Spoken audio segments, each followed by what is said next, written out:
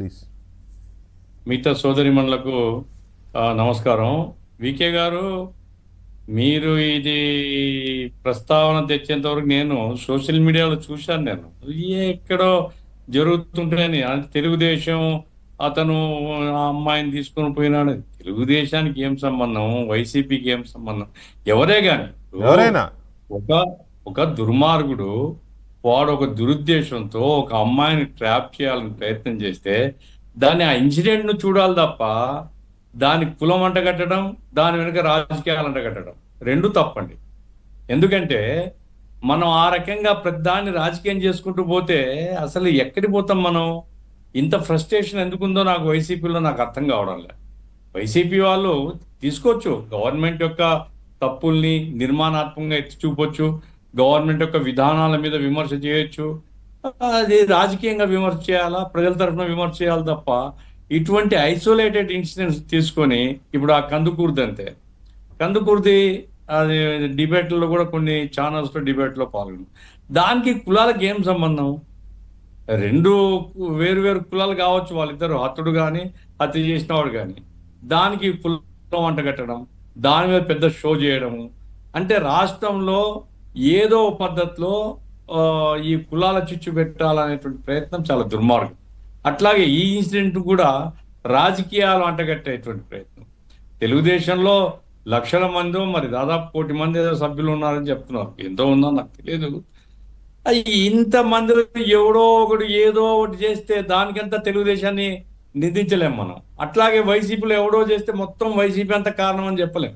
ఆ మాటకు వస్తే వైసీపీ హయాంలో ముఖ్యమంత్రి గారు జగన్మోహన్ రెడ్డి గారు తాడేపల్లిలో ఉన్నప్పుడు, తాడేపల్లి బంగ్లాకు అది సమీపంలో ఒక మహిళను ఘోరంగా అత్యాచారం చేసి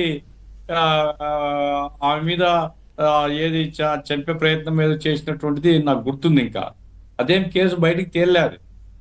అట్లాగే రేపల్లో వైసీపీ కాలంలోనే రేపల్లో రైల్వే స్టేషన్లో భార్యాభర్త నిద్రిస్తుంటే పేదవాళ్ళు భర్తను పోయి కట్టేసి భార్య మీద అత్యాచారం చేస్తే ఆనాటి మంత్రి, మహిళా మంత్రి చెప్పింది, ఆవేశంలో జరుగుతుంటాయి ఇట్లాంటివన్నీ. అంటే మీ కాలంలో రేప్ జరిగితే అంత సులభంగా తీసేస్తారు మీరు.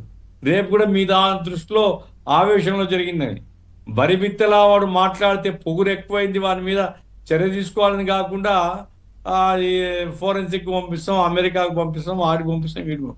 అంటే ఎప్పటికి కానీ ప్రజల దృష్టిలో ఒక విలువ, మీరున్నప్పుడు ఏం చేసినారు, ఇప్పుడు ఏం జరుగుతుందో దాని మీద మీ స్టాండ్ ఏమిటి?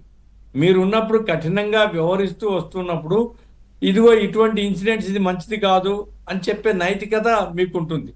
దీనికి రాజకీయాలు అంటగట్టి రాజకీయంగా ప్రయోజనం పొందాలనుకునేది నీచమైన ఆలోచన.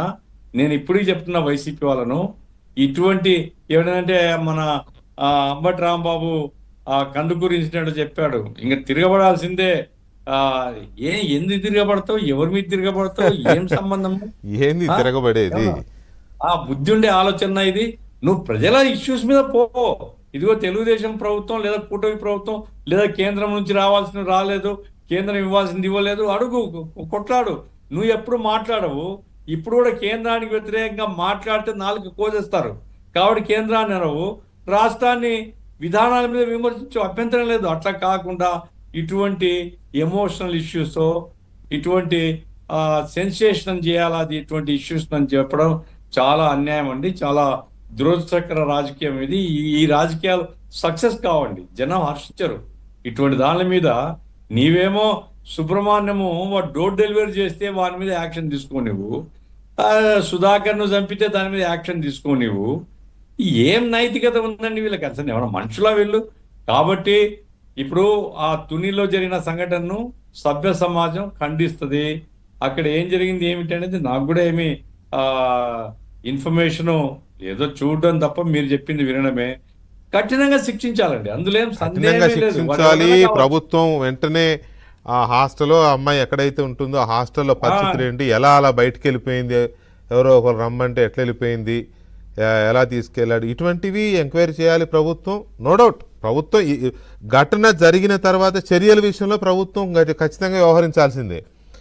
కానీ దాన్ని మాట్లాడకుండా ఇదేదో దీన్ని చుట్టూ తిప్పి రాజకీయాల్లో ఏదో స్వామి చెప్పినట్టుగా అదే ఇందాక చెప్పిన కోతి కొబ్బరికాయ దొరికినట్టే ఇలాంటి ఎప్పుడు జరుగుతాయా అని కాచుకొని కూర్చున్నట్టు ఉన్నారు.